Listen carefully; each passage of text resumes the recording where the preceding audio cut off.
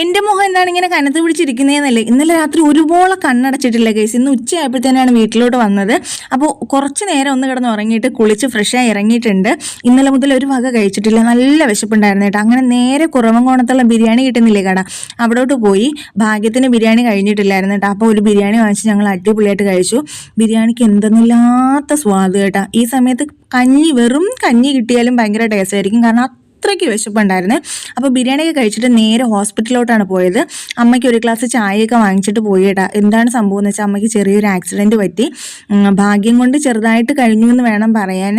എന്നാലും തലയ്ക്ക് നല്ല പരിക്കുണ്ട്, കഴുത്തിൽ കാൽമുട്ടിനൊക്കെ പ്രശ്നമുണ്ട് കേട്ടോ. അപ്പോൾ ഇന്നലെ മെഡിക്കൽ കോളേജിലും ഇവിടുത്തെ ICUലും ഒക്കെ ആയിട്ട് ഓടി നടക്കുമായിരുന്നു. ഇതേ അമ്മയെ ഞാൻ പിടിച്ചിരുത്തി ഒന്ന് വീഡിയോ എടുത്തതാണ്. ചായ കുടിപ്പിക്കാൻ വേണ്ടി എണീപ്പിച്ചിരുത്തിയതാണ് കേട്ടോ. അമ്മയ്ക്ക് ഇരിക്കാനൊന്നും ഒട്ടും വയ്യ. അപ്പോൾ അതേ നമ്മുടെ ആദുക്കുട്ടൻ വന്നിട്ടുണ്ട്. കുറേ നാളായില്ല ആദുക്കുട്ടനെ കണ്ടിട്ട്. എൻ്റെ അനിയത്തിയുടെ മോനാണ് കേട്ടോ. അപ്പോൾ അവനെയും ഞാൻ വീഡിയോയിൽ ഉൾപ്പെടുത്തിയിട്ടുണ്ട്. ഇനി ഹോസ്പിറ്റലിൽ നിൽക്കാനുള്ള പരിപാടിയാണ്. അപ്പോൾ എല്ലാവരും അമ്മയ്ക്ക് വേണ്ടി പ്രാർത്ഥിക്കണേ. അപ്പോൾ ഇന്നത്തെ വീഡിയോ ഇത്രയേ ഉള്ളൂ. ടാറ്റാ.